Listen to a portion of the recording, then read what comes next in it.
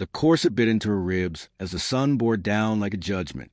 Evelyn McCrae sat stiff-backed on the edge of a silver saddle, her riding gloves stained with sweat, her hunting party somewhere behind her, laughter trailing to the tall, dry grass like smoke.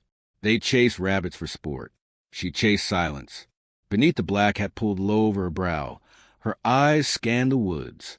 Not the tidy pines her father planted by the estate, but the real forest, ancient, knotted, forbidden. The line between her father's empire and the old lands was marked by a crooked tree split by lightning, its hollow trunk like a mouth half screaming. Beyond that line, everything changed. Rules, names, memory. She didn't mean to cross it. Not at first.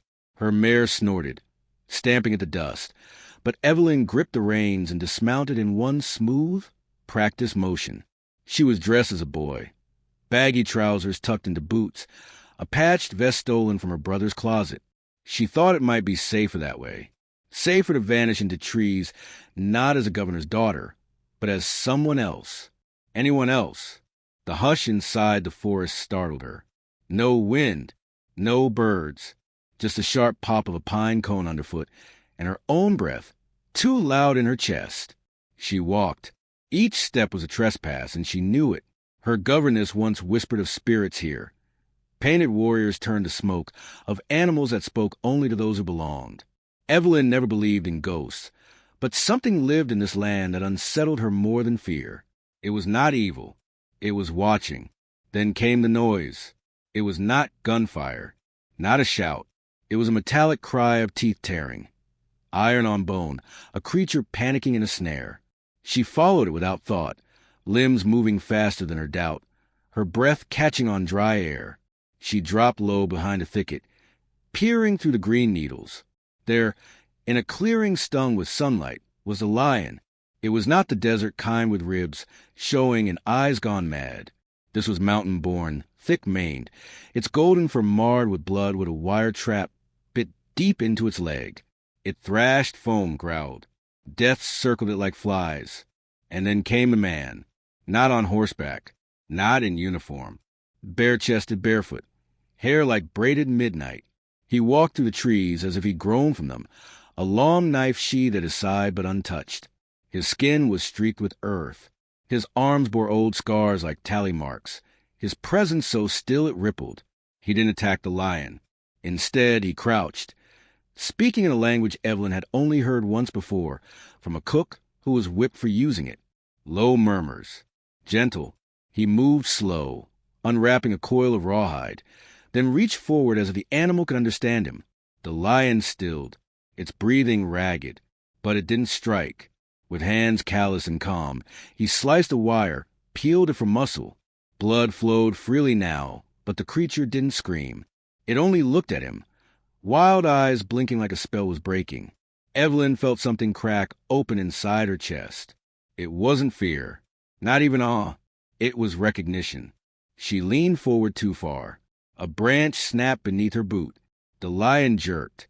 The man's head rose, face toward the thicket unafraid. For a heartbeat, the forest held its breath. His eyes met hers, dark, unreadable. No shame, no greeting, just the weight of being seen. She wanted to run. She didn't. The lion turned and, astonishingly, limped toward the woods, favoring its leg but not afraid. The man did not follow. He stood slowly, never breaking eye contact. She thought he might speak. He didn't. Then, like smoke rising from wet bark, he disappeared into the trees. She remained kneeling long after he was gone. Dirt smeared her palms. Her breath was ragged. For a moment she thought she might cry, not because she was scared, but because she'd witnessed something pure, something unpermitted by her world. When she finally stood, she touched the necklace hidden beneath her shirt. A thin gold chain, a pendant shaped like a dove, a gift from her mother before she died, meant to keep her safe. But she never felt safe in velvet parlors or behind iron gates. Only now, with pine needles in her boots and the ghost of a wild man in her mind, did she begin to wonder what safety was worth if it meant never feeling anything at all. Somewhere behind her, a horn blew. Her brother, no doubt, calling the hunting party back. Evelyn didn't turn around. Not yet. She looked into the trees again, heart thudding not with danger, but desire, for answers, for stories no one told her, for a man who moved like he belonged to no one and nothing. She didn't know his name, but she knew this. She would come back. And next time, she would not be the one watching. He moved like a shadow cast by the trees, present, but never still long enough to hold. Ko did not remember his mother's voice, only the hush of her absence, the scent of her hair wrapped in a scarf he kept buried beneath deer hide and dried roots. The world had made him a secret, and he'd obliged it. He lived between names, speaking little, trusted by no one but the land. The mountain lion had limped back days ago, wounded but free. He left its salted meat outside his cave and found the remains uneaten. That was good. Wild things should stay wild. But the girl, she had not. She'd returned. He saw her before she saw him. Again, kneeling by the same clearing, this time with a bundle wrapped in blue cloth. Her hands trembled as she placed on the stump where he'd cleaned the lion's wound. Then she sat back on her heels, waiting. Ko watched from the branches, above, silent. She wore boy's clothes still, but her posture betrayed her, too poised, too careful. Her voice, when she spoke, did not belong to the forest. You helped him. I saw you, she said softly. I brought this. It's nothing. Bandages. Some jerky. She laughed to herself like it was a foolish gesture. You probably think I'm a fool. Ko dropped soundlessly to the forest floor. She startled but didn't flee. That intrigued him. He stepped into the clearing without speaking. The bundle sat between them, a small piece offering a world that had never known peace. You're not Apache, she said after a pause, studying his face as if it might offer answers. And you're not white, not really. His expression didn't change. I'm not either, she added, surprising herself. At least, I don't feel like I am. He finally spoke. His voice was hoarse, like it had been used more on trees and people. Why come back? She blinked. I don't know. He said nothing, so she filled the silence. I was raised on a hill of gold. Silver spoon, piano lessons, corset so tight I couldn't breathe. I was told the land below us was dangerous, dirty. I think they were afraid I'd see it and wanted more than what I had. Ko crouched beside the bundle and opened it. The jerky was dry, but well made. The bandages clean. She'd tried. He saw her hands, small cuts from branches, cracked nails from riding. She wasn't playing pretend. Not entirely. What's your name? She asked. He didn't answer right away. Names carried weight. Names were promises.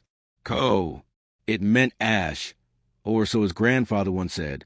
What's left when the fire has taken everything? And yours? She hesitated, then chose honesty. Evelyn. Ko stood. You should not be here. I know. The men in your world kill what they do not understand. I know that too. Still, she made no move to leave.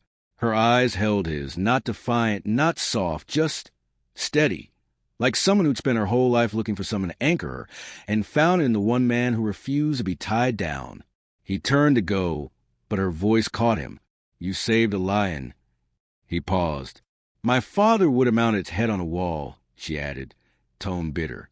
But you let it go. Why? Ko glanced back, the forest at his shoulders like a cloak. Because it wasn't mine to keep. That night, he sat by his fire and thought of her voice. The way she didn't flinch. The way she asked rather than demanded. He thought of the chain around her neck, glinting once when the sun struck it. A delicate thing in a place of rough bark and broken stone. Evelyn did not return the next day, nor the one after. It wasn't until a week passed that he found her tracks again. Faint impressions in the soil, weaving toward the high bluff where the hawks nested. She was reckless, but careful. She was learning. He followed. She sat on the edge of the bluff, legs dangling dangerously over the ledge, hair blown loose by the wind. In her lap was a worn notebook, its corners chewed. She was sketching something, trees maybe, or dreams. You're late, she said, not looking up. I didn't say I'd come. You didn't have to. He settled beside her, watching the horizon. Storm clouds in the distance, rolling slow. You talk like the land belongs to you, he said. She turned, surprised. I talk like I want to belong to something. The air thickened between them. The quiet wasn't uncomfortable now. It was full, like the pause before thunder. Ko reached into his satchel and pulled out a piece of carved bone. He handed it to her. A whistle, simple, shaped like a bird's wing. If you're in danger, he said, blow this. I'll hear it. She took it, fingers brushing his. Will you come? He didn't answer, but he didn't take it back. That night, lightning stitched the sky in jagged lines. Evelyn returned to the estate. Boots caked in mud, dress torn, face alight with something no one in that cold house could name. Ko sat in his cave, sharpening a blade he prayed never to use again. Somewhere, far below, the lion roared, and though neither of them spoke it aloud, they both knew something old had been disturbed, something that would not go back to sleep. The rains came hard that week, swollen clouds breaking open like grief held too long. Evelyn rode beneath them, hat soaked through, hair tangled to her neck, boots slick with clay. The forest had changed, softer, hungrier, as if it too had begun to expect her. She found Ko where the earth split into a shallow ravine, building a small shelter with stone and cedar branches. He didn't look surprised to see her, just paused, water dripping from his brow, a single feather tied to the leather cord at his wrist. I brought salt, she said, lifting a pouch from her saddlebag, and matches. He took them without a word and tossed her an apple he'd foraged. They sat under the half-built roof, the rain steady on the leaves above. Neither said much, but the silence had grown comfortable, like a worn blanket passed between them. You could come back with me, she said finally, chewing slow. Just for a night. You wouldn't have to speak. No one would know. His eyes narrowed, not with anger, but wariness. I'm not a secret to be kept quiet, Evelyn. She flushed, but didn't look away. That's not what I meant. He nodded once, but the seed had been planted. Later, as they dried by firelight, she watched him stitch a rabbit pelt, fingers quick and sure. She asked about his scars. He told her one was from a bear, one from a man who thought his skin too dark, one from a time he didn't run fast enough. I used to think pain made you stronger, she said, curling beside him. Now I think it just hollows you out until you find something worth filling it with. Ko didn't respond, but his hand drifted, slow, to rest over hers. It wasn't until the next day that she learned his full name, Ko Sheridan, his mother's surname. Not Apache, not settler. A ghost name, like his life. She wanted to know more. Who his mother had been. Why he never spoke of his father. But each time she pushed, he turned inward, the way animals retreat before a storm. That storm came faster than either of them expected. Evelyn returned home on the third morning to find her father seated stiffly in the library, boots muddied, coat still on. A decanter of brandy sat untouched. He watched her enter like a man waiting to detonate. You've been riding? I always ride. Not there, not into the bloodwoods. She held her ground. They're not yours to forbid. He stood, and the room shifted cold. You've been seen. Spotted crossing the ravine. Word came from the trading post. You're not careful, girl. And worse, you're not alone. Her blood slowed. There's a man, he said, half-breed, calls himself Ko. We put a bounty on him last spring. Thought he'd fled or starved out. What bounty? He slit a trapper's throat. Left 2 others got shot. Men under my license. He's a killer. He's not, she said, the words too fast. He stepped forward. You've spoken to him? She hesitated, and that pause, just a breath, was enough. Her father's face hardened. You led him here. No, she whispered, but her voice had lost conviction. He turned away, issuing orders to the men outside. Riders would go out by dusk, armed, quiet. He didn't want a scene, just results. Evelyn fled the room, stomach sick, heart splitting like bark beneath a blade. She rode hard, faster than she ever had, through bramble and mud, lungs burning. When she reached Ko's clearing, it was already too late. He was gone. The fire was cold, the shelter dismantled. His tracks masked, erased like he'd never been. But not entirely. A mark remained on a stone, 3 claw-like scratches beneath a pine root. She remembered him tracing that same pattern once with his finger, saying it meant watch for danger. She didn't sleep that night, or the one after. 3 days passed before she found him again, hiding in the old bear den near Broken Ridge. Blood staining his shoulder, breath shallow. "They shot first," he rasped. "I'm so sorry." He looked at her then, not angry, not wounded, but resigned, like a man who knew love was always going to cost him. "They'll come again. I'll stop them." "You can't." But she didn't leave him. She gathered moss, boiled water, cleaned the wound with trembling hands.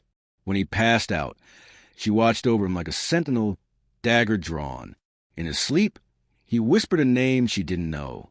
In hers, she dreamed of a child with his eyes and her mother's laugh, running through tall grass. By the 5th morning, he could stand again. Weak but steady. "We have to move," she said. He didn't argue. As they packed what little they had, Evelyn held out the carved bone whistle he'd once given her. "You told me to call if I needed you." He nodded. "I think you need me now." They left before dawn. Behind them, riders circled the burned-out clearing. Ahead of them, thunder rolled again, slow and warning. Neither looked back. The sky broke open with thunder as they reached the canyon rim, wind tearing at their clothes, rain biting through cloth and skin. Below, the river churned dark and swollen, roaring loud enough to swallow breath. Evelyn pulled Coe's arm tighter across her shoulders. Every step forward an act of defiance against the weight of his body and the world chasing them. He staggered, blood soaking through the fresh wrap on his side, but his eyes stayed sharp. The fever hadn't claimed him, not yet. Each time she glanced up at him, she wondered how a man made from silence and stone could still burn so fiercely. "We can rest in the hollow," she said, nearly shouting over the wind. "Just until it passes." Coe shook his head. "No hollow safe now. They're too close." She didn't ask how he knew. He always knew. Behind them, she could almost hear the metallic whine of bridles, the steady rhythm of hooves. Her father's riders were narrowing in, and they would not return empty-handed. This wasn't about law. It was about shame. They reached a rocky outcrop near a split in the cliff. Coe leaned against it, chest heaving. The whistle she wore around her neck tapped softly against her collarbone, a sound like a clock counting down something inevitable. "I can draw them off," she said, voice steady. "Lead them the other way. You keep moving." His hand closed around her wrist, firm despite the shaking. "No, they won't hurt me." He stared at her like she'd spoken nonsense. "They'll use you, like they used your name to bleed the land dry. You think you're safe because you're their blood. You're not." She didn't flinch. "Then I'm done being their blood." Coe looked at her long and hard, like he was trying to memorize her face. Mud-streaked, eyes wild, no longer the girl who rode into the forest to play at danger. She was different now. She belonged to nothing, and so she was finally free. "I'll stay," she said. "We'll end this here." He hesitated, then nodded once. They worked quickly, setting snares between the rocks, stringing noise traps with rusted cans and braided grass. Coe smeared charcoal over his skin, blending into stone. Evelyn loaded his rifle with the last 4 rounds, then took the knife for herself. She didn't know if she could use it, but she knew she'd try. When the first rider crested the ridge, she didn't blink. "Governor's daughter," one of them called. "You with him by force?" She stepped into view, hands empty but shoulders squared. "I'm with him by choice." More horses arrived. 5, 6, maybe 7 men. Her father rode among them now, hat brimmed low, oilskin cloak flapping behind him like a judge's robe. His eyes landed on her with disbelief, then fury. "You disgrace us," he said. "You disgraced yourself long before I left." He motioned with his hand, and 2 men dismounted, rifles raised. "You won't shoot her," Coe said from behind the rocks. "Not while I'm breathing." "You're not long for that," the governor replied, voice cold. Lightning split the sky. Rain surged harder. The first shot rang out. Evelyn dove, dragging Cole behind a larger boulder. A second bullet ricocheted off stone inches from her ear. She felt the heat of it pass, a breath of death. Cole fired once. One rider dropped. Fired again. Another hit the dirt, screaming. The third shot jammed. No more bullets, Cole said grimly. Evelyn clutched the knife. Her father stepped forward, soaked to the bone, pistol steady in one gloved hand.